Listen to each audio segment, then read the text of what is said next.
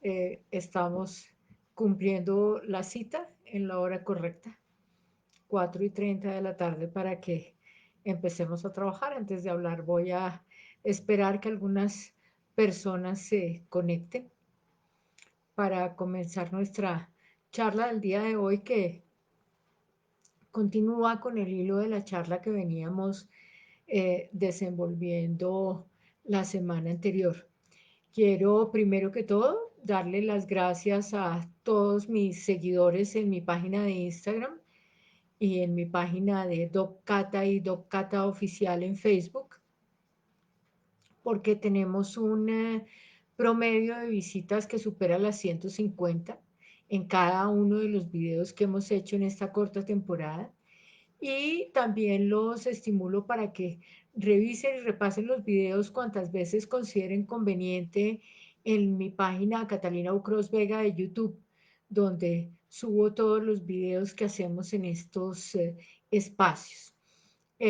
Participo obviamente en actividades en vivo y en actividades de grabación con otros grupos de carácter académico y con otros grupos de carácter comercial, lo que hace que tenga que discriminar y colocar en la página de YouTube solo los videos que tienen relación con nuestras charlas de interés genérico en el área de estética y de interés particular en anatomía de superficie para la gente que hace estética y medicina estética.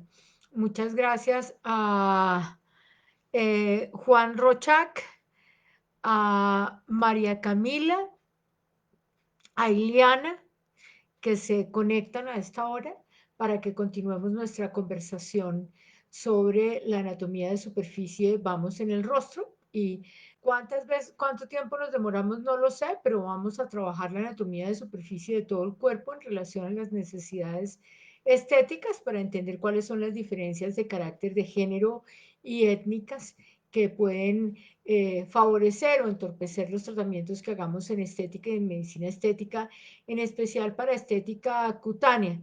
Alejandra Rebello, 71, muy buenas tardes. Antes de que empecemos a entrar en el tema, quiero decirles que es importante que no desfallezcan, que continúen haciendo un lavado de manos por lo menos cada 2 o cada 3 horas durante el día, que utilicen los geles antibacteriales cada vez que salgan a la calle y cada vez que estén en lugares donde no pueden disponer del lavado de manos, que utilicen el tapabocas en los lugares públicos. Alejandra, buenas tardes.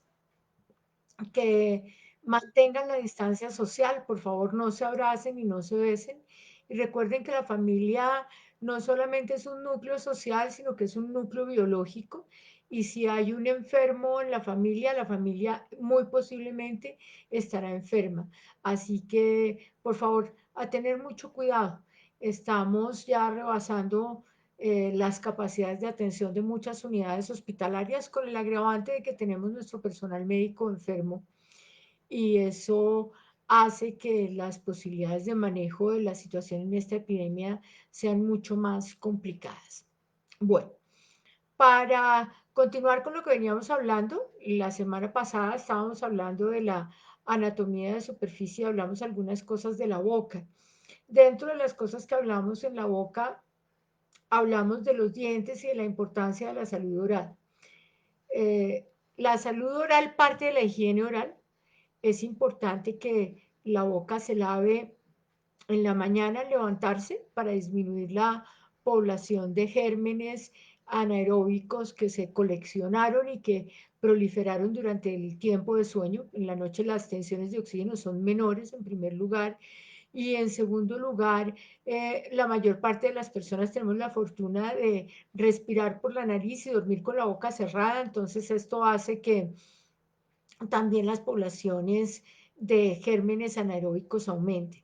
Y para los respiradores orales también produce un importante desequilibrio de la flora por la sequedad que se produce cuando la gente que está dormida respira por la boca, por razones de carácter anatómico o de carácter funcional. Lavar los dientes muy bien al despertarse va a disminuir la población de gérmenes y a mejorar la salud de las encías, y además a mejorar la higiene del desayuno. o por condiciones estéticas, es necesario que nos lavemos los dientes después de cada comida para que cuando interactuamos con las personas al sonreír no haya residuos de comida en nuestra boca, pero lo ideal es que lavemos nuestros dientes 2 o 3 veces en el día. Al irnos a dormir, también es importante hacer una buena higiene para retirar la placa bacteriana que se ha acumulado durante el día y durante la alimentación. De esa manera garantizamos una buena salud de las encías, un buen soporte óseo y la permanencia de los dientes por más tiempo dentro de nuestras bocas.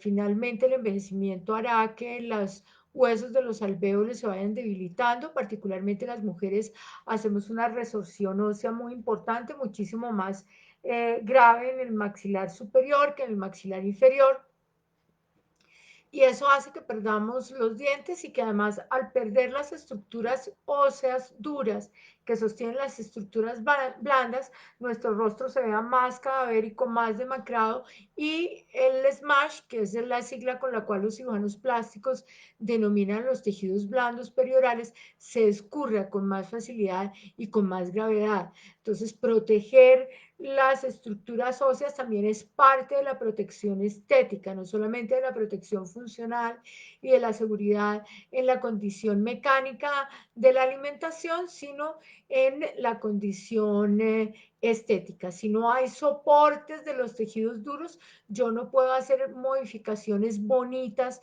de los tejidos blandos cuando hago tratamientos estéticos. Muchas veces cuando vamos a hacer tratamientos de reducción de volumen corporal y queremos que nuestro paciente disminuya su ingesta de alimentos, nos dedicamos a darles unas dietas preestablecidas que leímos en un libro donde nos mostraron que había mucho éxito, y hay muchas que son muy buenas, pero yo les recomiendo en especial observar la dentadura de los pacientes. Esa es otra de las razones por las que las famosas carillas dentales y la armonización de los dientes como una pianola no solo me parece no estética, sino que dificulta mucho la posibilidad del diagnóstico de la condición de posibilidad metabólica digestiva que tiene un paciente. Si los incisivos de mi paciente son poderosos, están bien filudos y son grandes y fuertes, eso significa que mi paciente está en más capacidad de comer verduras, de arrancar, de cortar con los dientes. Entonces en ellos puedo incrementar la dieta, en la dieta los vegetales, en particular los vegetales crudos. Si por el contrario mi paciente tiene mucho más poderosos los caninos, terminando en punta y no caninos romos, entonces puedo pensar que mi paciente es más apto para el consumo de cárnicos. Recordemos que las únicas proteínas que tiene la dieta no son las cárnicas, aunque los cárnicos son los que más proteínas aportan en la dieta. Y que los cárnicos no solo se refieren a la carne de res, todos los cárnicos, el comer pescado es comer carne, el comer pollo es comer carne. Entonces los cárnicos se refieren al tejido muscular de otros animales que nosotros contemplamos dentro de nuestras posibilidades dietarias. Los molares también juegan un papel importante. Las personas no se preocupan mucho por la salud y la permanencia de sus molares, ya que la mayoría tiene una sonrisa pequeña y entonces no muestran los espacios de los molares al sonreír, entonces no les preocupa rehabilitar los molares. Eso, el tener los espacios vacíos de los molares, deprime las bolas de grasa de Bichat, deprime los carrillos, profundiza los surcos y agrava la flacidez del smash. Entonces, tener molares es muy importante para poder masticar. Ahora, cuando los molares son potentes, son grandes, las cúspides son evidentes, esa persona es una persona que tiene mayores posibilidades de hacer una buena alimentación con base en vegetales. Entonces, para identificar cómo le ayudamos a nuestro paciente a comer, tenemos que saber, número uno, qué come cotidianamente, porque si no come cotidianamente, Armando, mucho gusto de que estés con nosotros en esta tarde. Me encanta saber de ti. Armando, campeón Cruz Almanza, es un ex alumno mío mexicano y está con nosotros a través de la página de Doc Cata. Sarif Sandoval también se unió a nuestra charla, y Sandra Lara 21 y Viviana Viviana Vanessa. Muy bienvenidos, me encanta estar con ustedes y espero que continúen aquí. Finalmente, si nosotros logramos mirar bien los dientes de los pacientes, podemos hacerles una asesoría dietaria conjugada con sus costumbres alimentarias para que el paciente coma bien y pueda tener unos buenos resultados con el régimen alimentario que le estamos sugiriendo.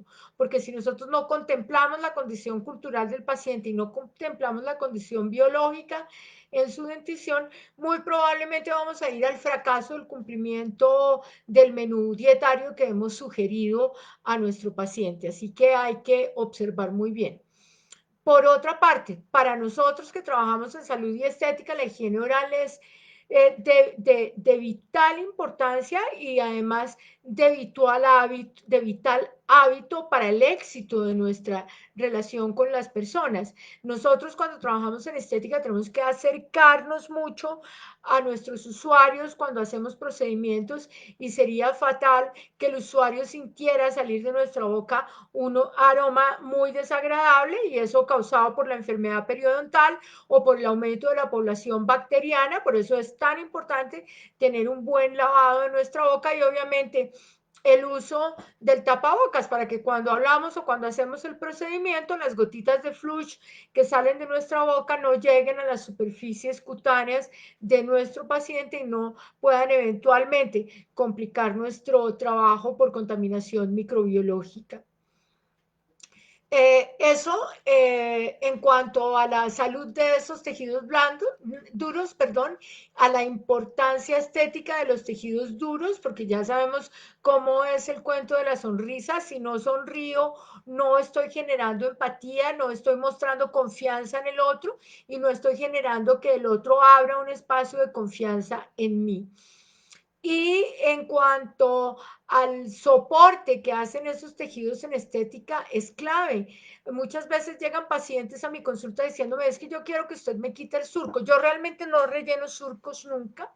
Pienso que los surcos del rostro humano son los que nos dan la característica humana y que por esa razón debemos conservarlos en la condición natural que tienen, mitigarlos tensionando los tejidos cuando se hacen profundos y no los debemos realzar nunca. Realzar los surcos es un error porque da un aspecto de envejecimiento, pero rellenar los surcos también es un error porque le quita las características humanas al rostro que estamos tratando. Entonces, los pacientes, lo primero que hago con un paciente que llega a pedirme que le haga algún trabajo en el rostro es coger un bajalenguas, pedirle que abra la boca y hacer una exploración de su salud oral. Muchas veces las prótesis parciales o totales están desadaptadas, entonces hay que readaptarlas, hay que enseñarle a los pacientes que las prótesis se deben cambiar periódicamente. ¿Por qué? Porque si a mí me hicieron una prótesis dental hoy que tengo 50 años, dentro de 10 años, cuando tenga 60, ya mis huesos habrán cambiado, si soy mujer por cuestión de la osteoporosis, si soy varón por causa del envejecimiento.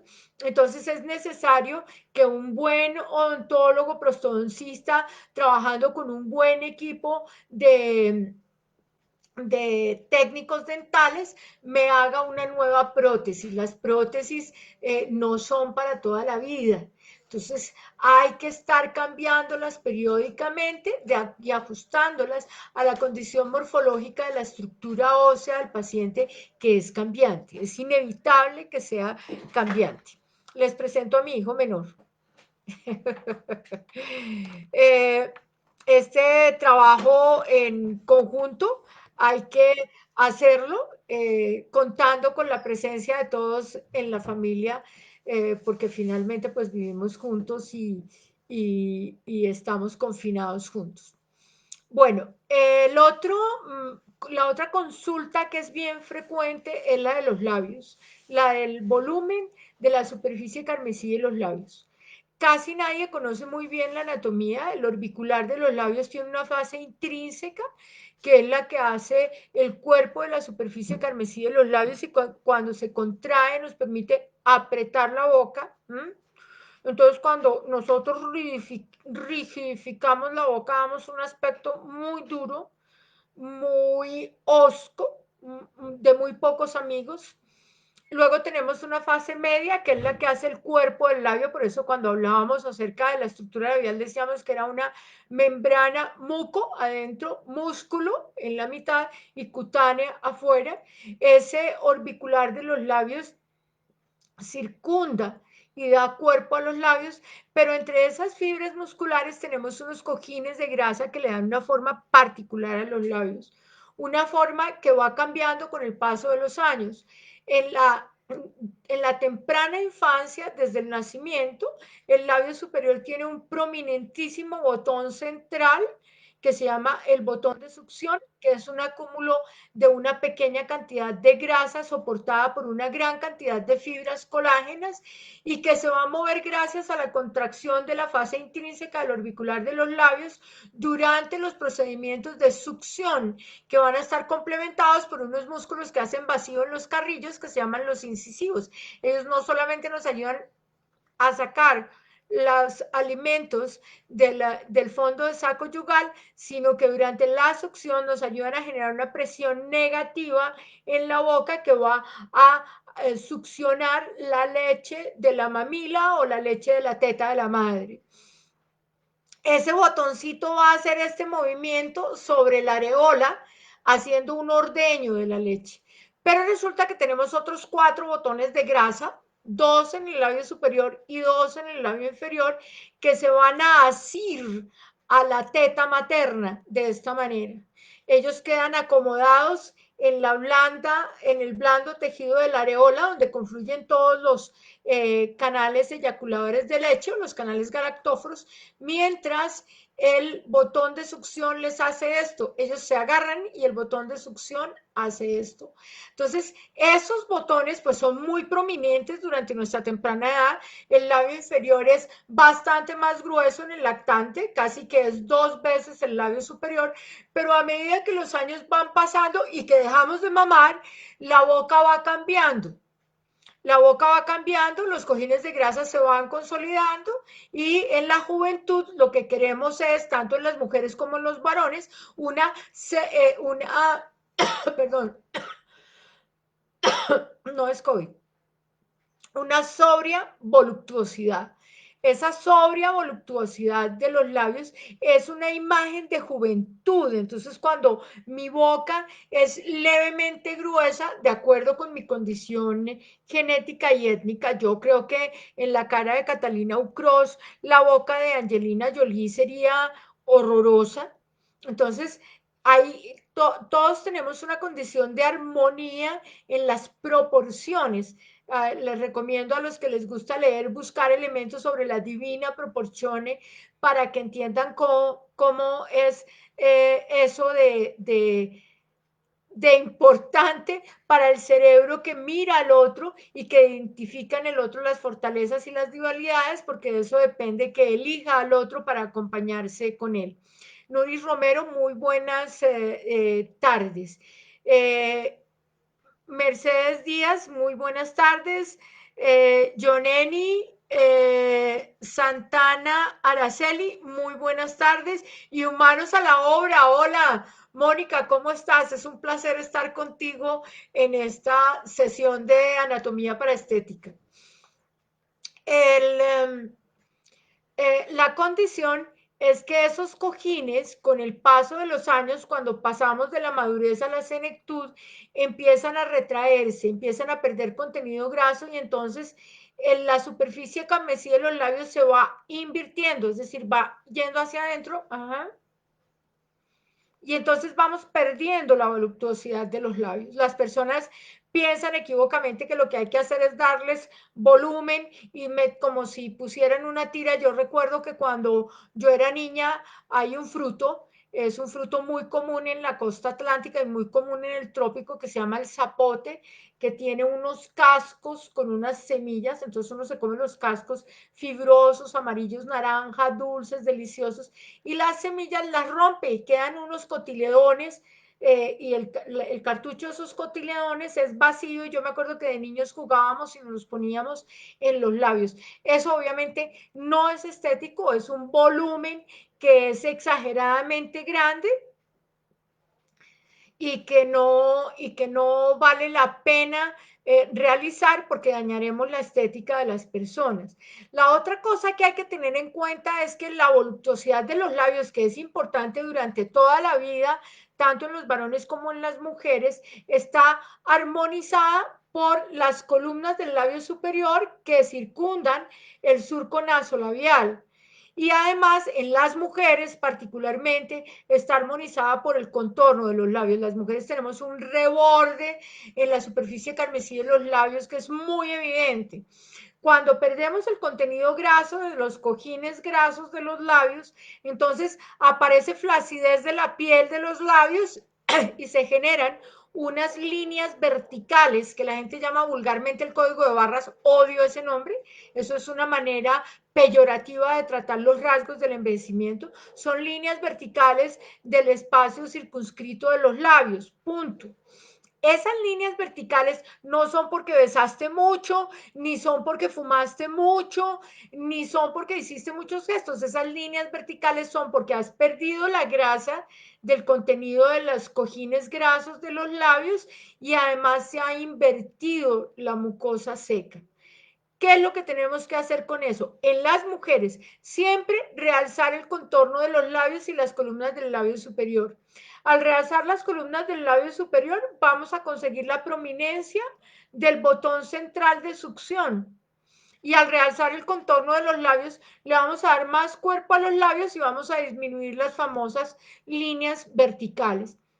En el caso de los varones no se recomienda el retoque del entorno de del contorno de los labios, de la superficie carmesí, porque se pueden feminizar y la mayor parte de los varones, independientemente de su opción sexual, no desean feminizar su rostro. Entonces hay que ser sumamente cuidadoso con esto.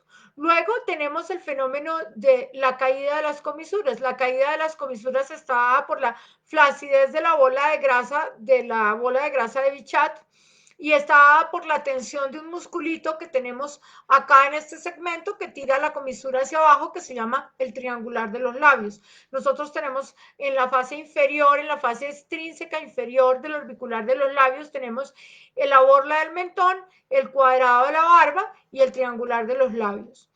Entonces, ¿qué tenemos que hacer? Darle volumen a la grasa que hemos perdido y que se ha hecho laxa en esas zonas, y darle volumen no es rellenar el surco, es proyectar las comisuras y es tensar el tejido, redensificando la piel. Entonces, todos esos tratamientos antienvejecimiento tienen que tener en cuenta un cuidado muy importante de la piel para poder darle un realce estético natural al rostro de nuestros pacientes. Bueno, creo que con esto hemos terminado lo que se refiere a la anatomía de superficie de la cara.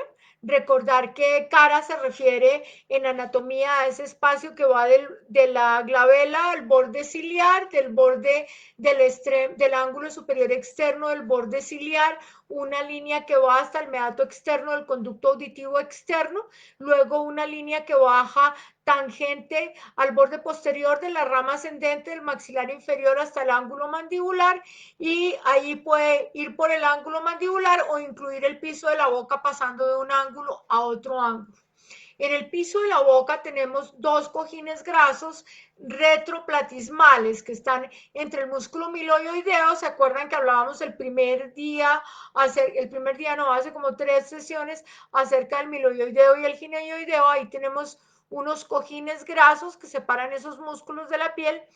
Y en la piel tenemos un músculo cutáneo que se llama el platisma, que es el que ayuda a tensar el cuello. Y delante de ese platisma tenemos otro cojín de grasa que es mucho más central, que es la grasa preplatismal.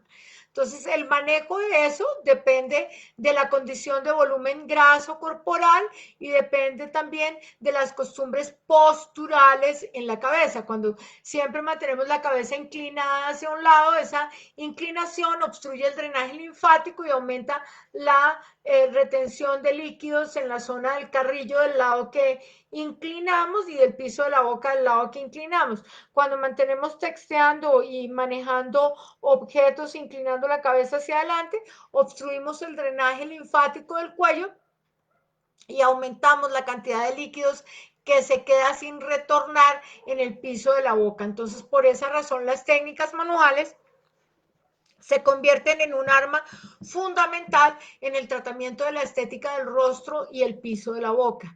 Hay que trabajar todas esas estructuras con sumo cuidado, con gran delicadeza y esperando siempre revitalizar y acondicionar la piel y fotoproteger la piel y que nuestro paciente siempre esté en buenas condiciones. Particularmente yo no hago tratamientos de la boca ni de los tejidos blandos peribucales a personas que no tienen una adecuada rehabilitación oral. Y con algunos odontólogos estoy tratando de que podamos juntar el tiempo con una persona que trabaja mucha rehabilitación oral para poder reunirnos en este espacio para que ustedes tengan algunas nociones básicas de cómo hacer el diagnóstico en sus usuarios del mal estado de la condición higiénica oral y más que hacer el diagnóstico también aprender a darle a las personas tips para que mejoren su condición de salud oral. En la cabeza tenemos otros accidentes que son claves para tener en cuenta. Hay un segmento de la cabeza que yo llamo el eterno olvidado. Y el eterno olvidado en la cabeza son las orejas. Nosotros nos acordamos de las orejas solo para abrirles huecos y colgar colgandejos. Nosotros no nos acordamos de las orejas para protegerlas del sol. Nosotros no nos acordamos de las orejas para cuidar la piel de la dermatitis seborreica que puede ocurrir atrás o del acné o de los quistes sebáceos que se pueden presentar en las orejas o de los quistes branquiales que son unas malformaciones congénitas menores que parecen quistes sebáceos pero que no lo son, que se pueden presentar en la arruga que se forma por delante de las orejas. Entonces, las orejas son un repliegue cutáneo cartilaginoso. Ellas tienen un alma de cartílago que tiene una forma determinada. Esa forma está genéticamente codificada. Uno tiene las orejas o de su papá o de su mamá. Esos repliegues de cartílago tienen una forma típica, característica en los humanos. Y voy a utilizar en la imagen mis orejas o mi oreja, porque será más fácil explicarles y que ustedes entiendan. Afortunada o infortunadamente, no sé cómo manejar, compartir imágenes en estos espacios en primer lugar.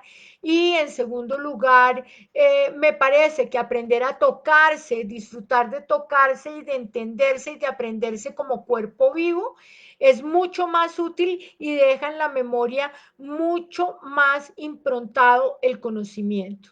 Entonces la oreja tiene un pabellón que se llama el pabellón auricular.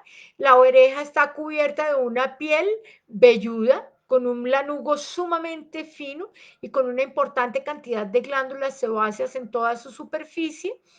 Y adelante de ese pabellón tenemos una formación protuberante que se llama el trago. Ese trago puede ser bífido, tener dos puntitas, como en el caso mío, o tener una sola punta, ser redondeado.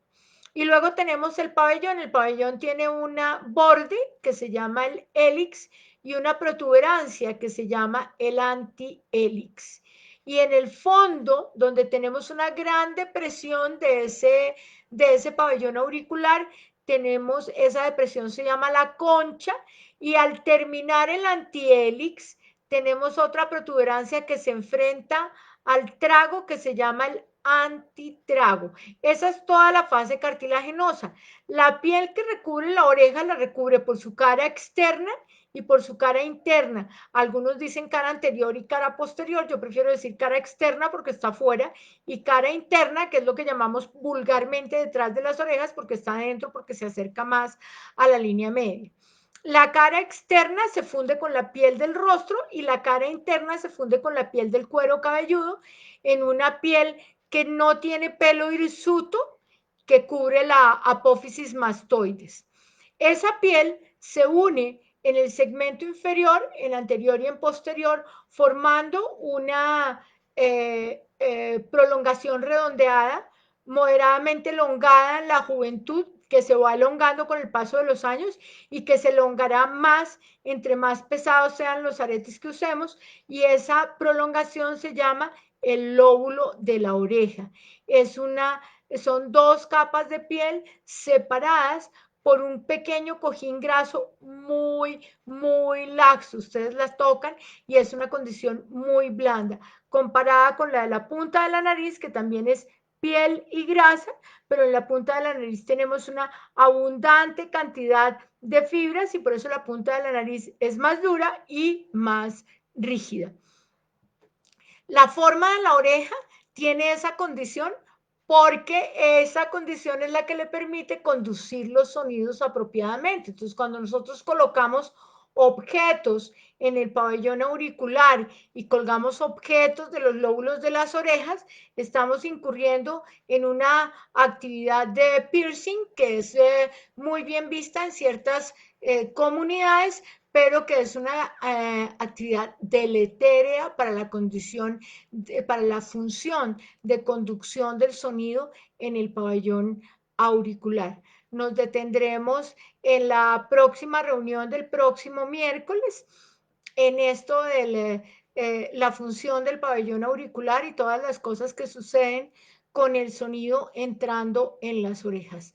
Importante para los que trabajamos en estética ocuparnos de limpiar bien los pabellones auriculares de nuestros pacientes. Cuando les hacemos tratamientos de limpieza facial, siempre ponemos una balaca que ocluye las orejas.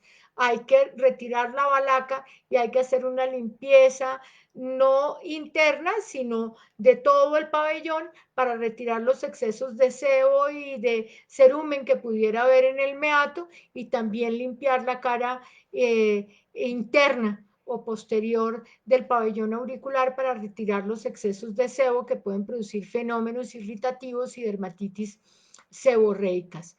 Y terminado el tratamiento estético, debemos ocuparnos siempre de colocar pantalla solar en el borde del hélix, en el promontorio del antihélix y en el surco helicoidal. Eso es todo por hoy. Los espero el viernes. Hablaremos de cosas muy interesantes tocantes a la práctica cotidiana en estética y en medicina estética. Es un placer siempre estar con ustedes. Fitocar Estética, muchas gracias por haber estado aquí. Astrid Science, me encanta verte siempre en las presentaciones. Y Janet86, muchas gracias por haberte unido. Nuris Romero Martínez, Mercedes Díaz y Armando Campeón Cruz, gracias por haber estado en DocCata.